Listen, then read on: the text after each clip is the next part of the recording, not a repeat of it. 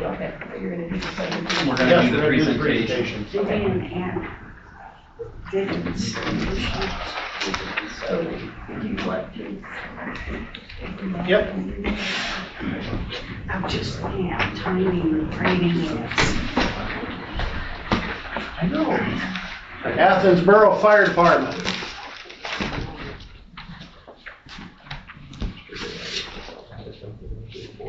Thank you.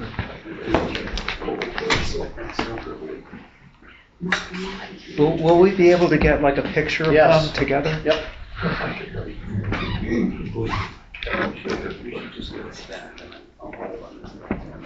Canton Fire Department.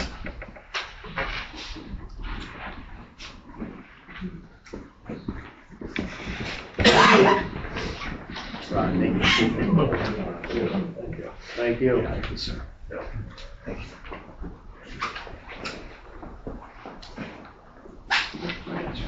Oh, yeah. Wanda Borough Fire Department. Wanda Borough? Okay. North Towanda Fire Department. Yep.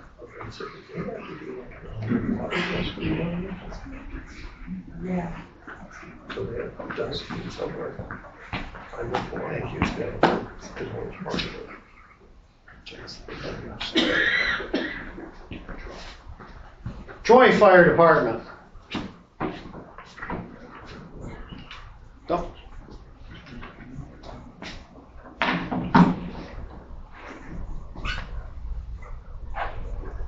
EMA drone and EMA 1.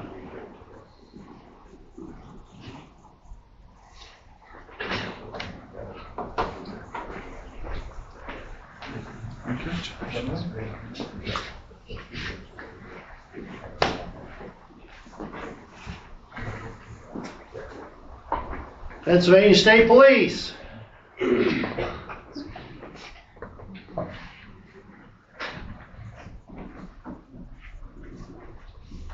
(911).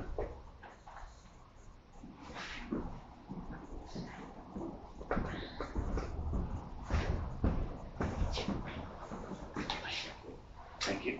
Thank you. Western Alliance.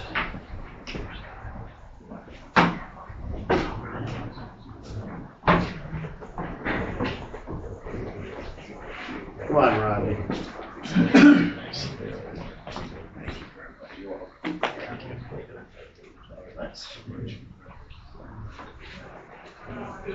Valley Dive Team.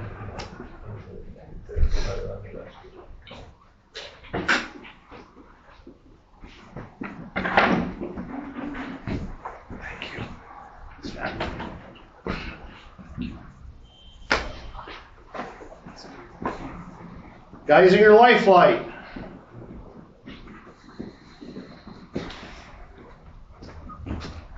Thank you. Thank you very much. Thank you. Thank you much.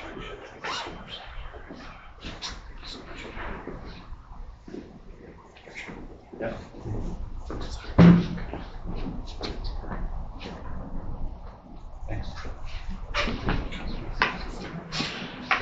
Geisinger Lifeline Communication Center. Guess that's you. Thank you.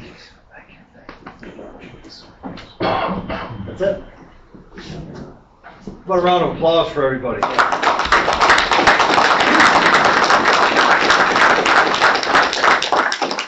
I think that the turnout today is reflective of how impactful this rescue was and how it really came together through the efforts of so many agencies. It really took a team here.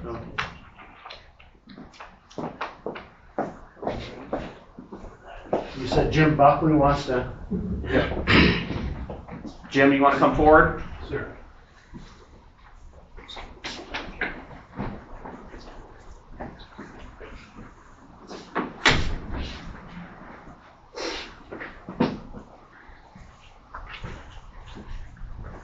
they've asked me to speak about the benefit. We started Miracles of Caleb. Frankly, every one of you here know what those miracles were. 177 minutes under that water. It's what the doctors figured. It's just amazing that he's with us today. So that's what we went with, Miracles of Caleb. We're doing a fundraiser. We're doing the, along with the Moose Club in the back.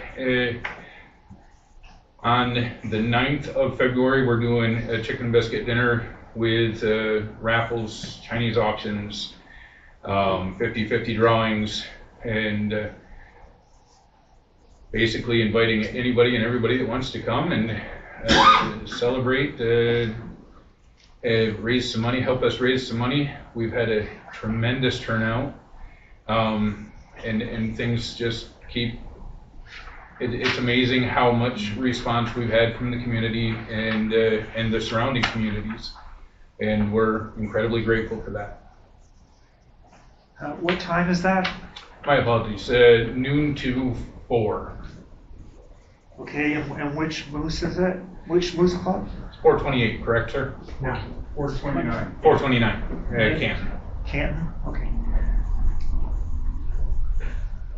And I believe we said the drawings were going to start at 3 o'clock.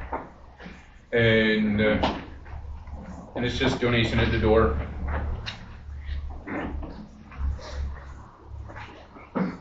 Okay. And other than that, I know and worked with a lot of you folks, and I came to thank you enough. Thank you. Thank you. All right, the young man's father would like to say something? So, on behalf of myself and my family, number one, thank y'all, all of y'all who came to the house. For the timeliness, it wasn't very long after I called 911 that somebody was at the house and was there assisting us find him. The word miracle gets thrown around a lot.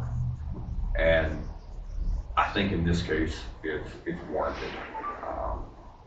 The longest case for somebody under the ice with meaningful recovery was 83 minutes before Caleb. So to be more than twice that and him still be alive and breathing, I think is a really big deal. And it's a testament to everybody who had a hand in coming in and saving him and pulling him out. There were miracles in the process of getting him to where he's at right now. Miscommunication, misunderstandings, whether or not they were going to pull him out or if it was just going to be a recovery, whether or not he was in a position to be taken to Geisinger or not. And it all worked out for the best. So first and foremost, thank you all. Secondly, my wife would love to be here. She's still at the hospital, unfortunately, but Caleb is alive. He's breathing on his own. He's awake. He is in a position assisted to where he can stand up. He's got a long road ahead. I think there's months and months and months, and I mean into years probably for him to get to a point where we'll know exactly how much of him we get back. But I just wanted to come in and at least say thank y'all and give y'all a quick update on where he's at. If it wasn't for y'all, we'd probably be having this conversation. There'd be a very different expectation moving forward. Thank you very much. Thank you. Thank you, Chris. Right. We missed the state police. We got a trooper here, so if you must.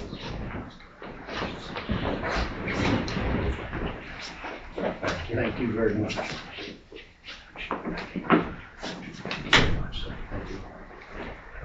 And it just goes, I mean, I know we talked about this, but it goes beyond, again, most people's comprehension, but just the effort that went into this, the coordinated effort, and you could probably write a book about this, quite frankly, but about the teamwork all the way up and down the spectrum of all those involved. And I'm looking at the Life Flight people here. I think you stayed on scene for quite a while waiting, and during that process, there were a number of things that were put in place to get him down to Geisinger, and when he got there, there were a number of things in place to be able to facilitate what amounts to, quite frankly, a miracle. That didn't happen by accident. That happened because of a lot of effort on a lot of people's part to be sure that things were in place to get him there, all the way up and down. It's unbelievable. It really is when you hear more about what took place and all the efforts by all involved. It is truly unbelievable. And we're very grateful. I know I think about your son all the time, because I'm an 8-year-old. But I pray, and I think that everybody in here needs to go to their knees and pray for that young man and your family. So God speed to you and your family in that little boy. And anything here at the county we can ever do, don't hesitate to call us. I'm sure it's everybody in this room. And God bless these first responders as always. We got some of the best people in this county that anybody could ever hope for. Commissioner Miller, can I speak, please? Sure. A lot of you know me. I was first on the scene, but it was unbelievable. 911 center, I couldn't ask for a better set of dispatchers that night. They worked with me. My captain, or lieutenant, he was there. My ex-chief was there. Everything just fell into place. I mean, Jazz got there, Mike got there, North Wanda. It was amazing that the way things fell right into, just fell right in the hole.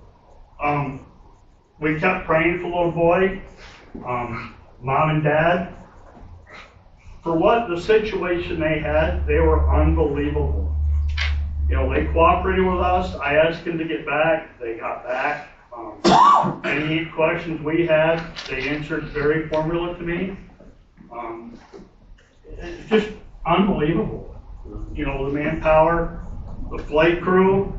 I couldn't believe the people that come together that night and worked with us that we've never worked with. We don't work with the borough, the township. We don't work with any of those guys, and it just fell right into the spot. So I just want to say thank you from my department. Thank you. Thank you. I'm not getting it. Doctor, can you talk to us? Can you hear us?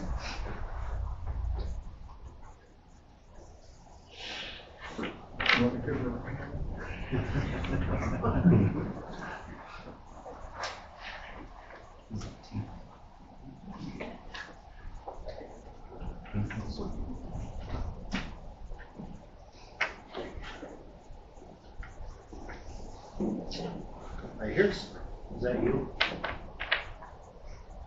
I don't know. He's on. And it's not muted.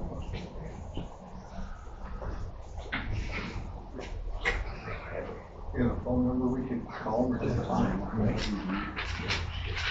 Priscilla, do you need me to call her? Somebody on there. Yeah. Can you see the volume clear on TV? It's on I thought- 50. Did somebody say they could call I could probably get a hold of him, yeah. I'll say no. He gets him on the phone, can you? Yeah, just a second. them? You have microphones here? What? Nope. Dr. Heller? Apologize if the There we go. link in my is not working. So my secretary's gotten hers to work, and so I don't have a camera. And I want to make sure that I'm not speaking out of turn. I think there are a couple of physicians on the call, and so I want to make sure that this is Frank Maffei Nope. from Geisinger. Okay. That's the only, nope, you're good. Okay. All right. So I've been listening in, and I wanted to first say hello to Chris and let him know that the Geisinger team has so appreciated staying in touch with you and Courtney and Caleb, and we have sort of routine touch points, both with Caleb's family and our CHOP colleagues. and glad to hear of the ongoing progress. Incredible. But I would strongly echo what Chris said, is the road is long. But children have enormous amounts of resilience that, some of the older folks on the call don't. And so we are hoping and continuing to pray for this miracle just to continue to build on itself, and hopefully see Caleb walk back into our Geisinger Children's Hospital, because the last time he arrived, there was certainly a great deal of angst about the ability for him to survive this.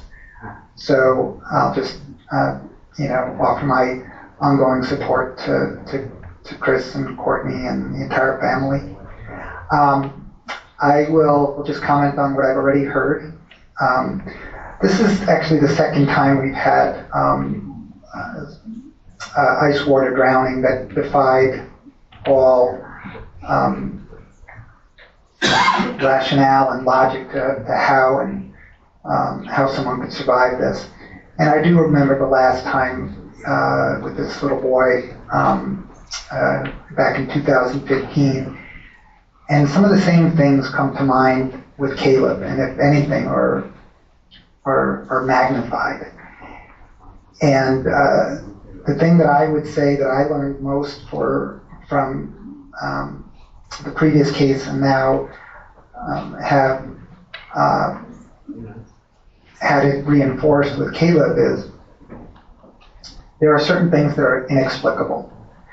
You just can't really wrap your head around the hows and the whys. Everything from, how the rescue went to a recovery but then went back to a rescue, and the willingness for the team members to give Caleb that one shot at life, and what that took to make that decision, and then the enormity of the teamwork. I don't think these were 20 individuals, 50 individuals. I think we're up at hundreds of people who have touched this little boy's life in a manner that is in and of itself a miracle, right? So I'm a man of faith. I kind of do believe in miracles, but I don't think miracles are magic. I think they're a way that, the heavens make us work in a manner that defies logic. And I think what happened here really does defy logic. And, there were so many things that had to happen for Caleb to be where he is right now. And, I just want to start with my extreme gratitude to all the first responders, the police, the EMS, certainly our life flight crew. I don't know if Dr. Bartoli is on. I think he is, but I don't think we can hear him. But I will tell you a great deal of gratitude to Dr. Bartoli, who we had to make a split decision, and Carlo and I are partners, and we got the call about whether or not we would consider continuing resuscitative efforts, but would need that to include what we call eCPR, which is putting someone on a bypass machine to not only rewarm, but also to support from a cardiopulmonary standpoint. There are certain conversations in my 20-some years as a critical care physician that I'll always remember. This is one of them.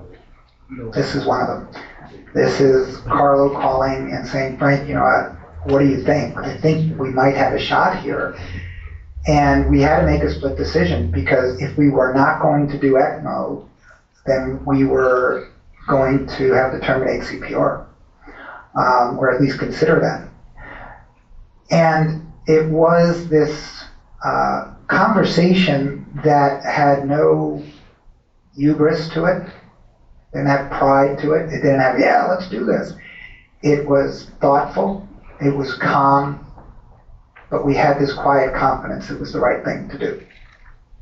And so we decided that, we're going to do this, and Carlo really had to move very, very fast in getting the OR ready and the team ready to do this.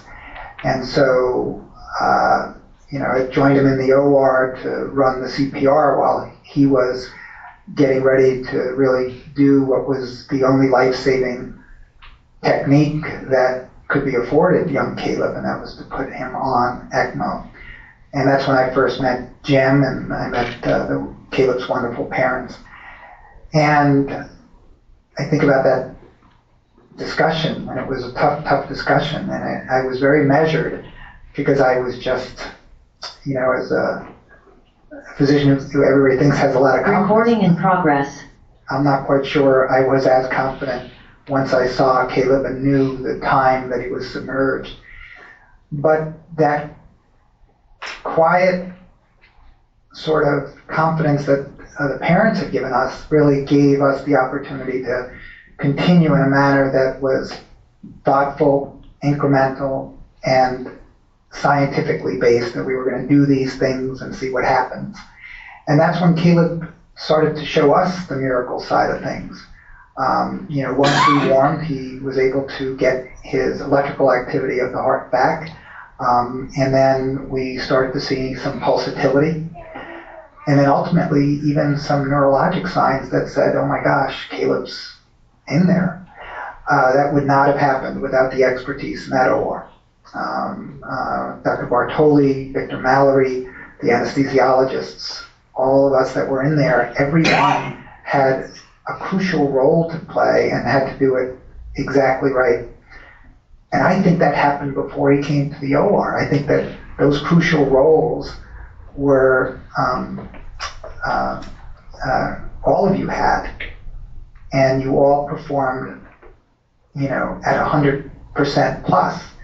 And so that's what got him here, and that's how we sort of able to warm him and then ultimately stop CPR once he was on ECMO. And then we kept him here because he was too unstable to transfer to CHOP. And we stood up all night, and it was Ron Wong and Richard Lambert all night. Nobody left that young man's bedside. Most importantly, the two greatest caregivers, and that was Chris and Courtney. So it was quite the night. I think the morning was something that none of us expected, to see that he had stabilized to the point where we could transfer for long-term ECMO. But also he showed us something that it's one of those moments I think Dr. Bartoli will never forget, I won't forget, was the eye-opening. And I think that was him giving us, insight that he was in there and that we were going to do everything. Our CHOP colleagues, who have been absolutely phenomenal and they've done so much there, will tell you that here, one of the largest quaternary children's hospitals in the world thought this was an impossibility. And it took them coming to see him as we transported him for ECMO, to see an EEG that was encouraging, for them to say, oh my goodness, what work it took, what teamwork, what effort it took to get him to this place. And so we've been fortunate that we were able to get him there, and there was so much more that has taken place at CHOP. But I'll end by saying what Chris said is absolutely correct. He is a miracle. He's got an enormous amount of work ahead of him. I think he's going to rehab soon. And we're on this call not to so much say, look what we did. That's not it. It's to say thank you.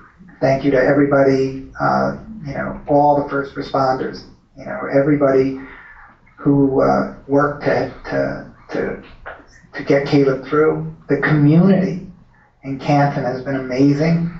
The thoughts, the prayers, the support. Please, know that they need to continue as well. So that's all I have, and I apologize for the computer glitch. Otherwise, I'd be saying hello. But this is fine too. Thank you. Well, thank you very much for all that you and your team have done. it is phenomenal. We thank you. Thank you.